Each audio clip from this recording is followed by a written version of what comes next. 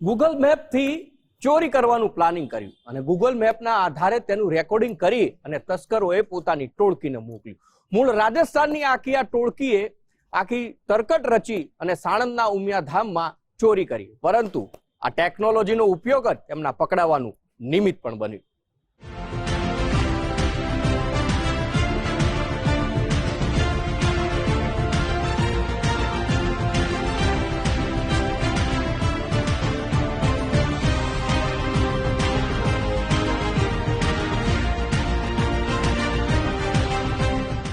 અમદાવાદ ગ્રામ્યના સાણંદ ઉમિયાધામ મંદિરમાં ચોરી બાદ સ્થાનિકોની લાગણી દુભાઈ હતી.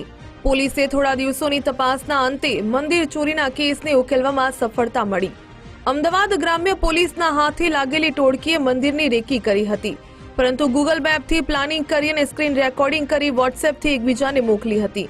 આ ફૂટેજ પર તસ્કરોએ ચોર મચાએ શોર ગીત મૂકી એકબીજાને વોટ્સએપ કરતા પોલીસના હાથે ઝડપાઈ ગયા. આ હાઈટેક તસ્કરોએ કરેલા ચોરીના પ્લાનિંગ પર નજર કરીએ તો સાણંદના ઉમિયાધામ મંદિરથી ચાંદીનું મોટું છત્તર અને કેટલાક દાગીના ચોરાયા.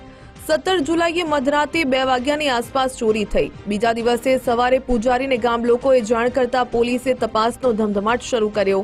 એક ચોરે મોઢે કપડું બાંધ્યું હોવાથી મંદિરના સીસીટીવીમાં ચહેરો સ્પષ્ટ દેખાતો ન હતો. આ ચોરીમાં એક નહીં સંડોવાયેલા 5 તસ્કરો બોપલ બ્રિજ નીચે એકઠા થઈને પકડાઈ ન જવાય તે માટે ફોન ત્યાં એક સાગરીતને સોંપી દીધા. જે બાદ એક વાહનમાં તસ્કરો પેટ્રોલ પંપ પાસે ઉતરીને પગપાળા મંદિર નજીક પહોંચ્યા હતા. આ તમામ તસ્કરો મણિપુર બોપલ વિસ્તારની ઝૂંપડપટ્ટીમાં રહીને છૂટક મજૂરી કરતા હતા. આ ટોળકી ઈસનપુર વિસ્તારમાં એક ટાયર ચોરીને અંજામ આપવાની ફિરાકમાં હતી ત્યારે ઝડપાઈ ગઈ. મૂળ રાજસ્થાનના લક્ષ્મણ ગુર્જર અને કિશન ગુર્જર ઉપરાંત મુકેશ નાથ, સુરેશ નાથ અને અજય નાથની ધરપકડ કરવામાં આવી. આ 5 ઇસમોની પૂછપરછના અંતે પોલીસે રાજસ્થાનમાં તસ્કરોએ વેચેલો 2 કિલો ચાંદીનો 100% મુદ્દામાલ પણ રિકવર કરી લીધો છે. મંદિર ઉપર કોણ ક્યાં કઈ જગ્યાએ ઉભો રહેશે, કોણ આ વોચ રાખશે કે જો કોઈ આવશે તો નહીં, તો આ બધા માટે જે એની ગૂગલ મેપને આધારે એક પ્લાનિંગ થઈ હતી. ઓર આ પ્લાનિંગની એ પહેલાથી સ્ક્રીન રેકોર્ડિંગ એકબીજાને સાથે શેર કરેલી હતી.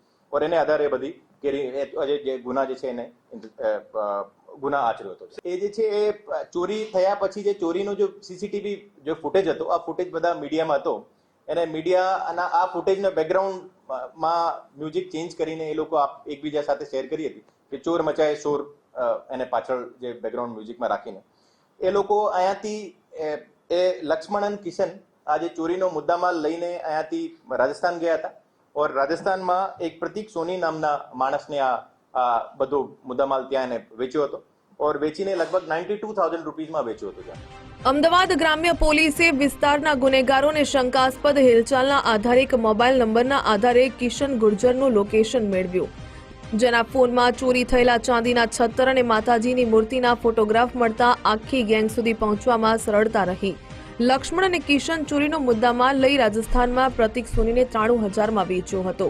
આ તસ્કરોએ 1 અઠવાડિયા સુધી પોલીસના હાથે ન ઝડપાય તે માટે માતાજીના મંદિરમાં ચઢાવવાની બાધા પણ રાખી હતી. એ લોકોની આ માનતા હતી કે લગભગ 1 અઠવાડિયામાં આપણે નહીં પકડાઈએ તો ત્યાં માતાજીને જે ચડાવવાનો છે, તો એ લોકોનો ટોટલ 92,000નો જે ચોરીનો મુદ્દામાલ વેચવાને બદલ એમને જે મળ્યા હતા એ 92,000 માટે 10,000 રૂપિયા જે માતાજીના મંદિરમાં ચડાવ્યો હતો. એને સાથે સાથે 10,000 રૂપિયા એમના ડીઝલમાં જે વાપર્યો હતો એને બાકી બધો જો એના આપસમાં જો એનો 1/5 એનો જે ડિવિઝન બાકી બધા મુદ્દામાલનો હતો. ચોરી થયા પછી માત્ર 2 ભાઈઓ જે લક્ષ્મણ અને કિશન ત્યાં ગયા હતા, અને એ જે બાકી મુકેશનાથ, સુરેશનાથ અને અજયનાથ એ અહીં જ રોકાવી ગયા હતા. મૂળ રાજસ્થાનના 3 આરોપીઓ અમદાવાદમાં જ રોકાઈ ગયા હતા અને ચોરીના મુદ્દામાલના 5 ભાગલા પાડીને આગળની ચોરીના પ્લાનિંગમાં પરોવાઈ ગયા હતા. આ કેસમાં ચોરીનો મુદ્દામાલ ખરીદનારા રાજસ્થાનના પ્રતીક સોનીની ભૂમિકા શંકાના ઘેરામાં છે. આ ટોળકી અગાઉ ચોરી કરેલો સામાન પણ પ્રતીકને જ વેચ્યો હોવાની આશંકા છે. આ ગેંગે કેટલા ગુના આચર્યા અને તેમની સાથે અન્ય કેટલા સાથીદારો છે તે મુદ્દે પોલીસે આગળની તપાસ હાથ ધરી છે. સચિન કડિયા, ગુજરાત ફર્સ્ટ, અમદાવાદ.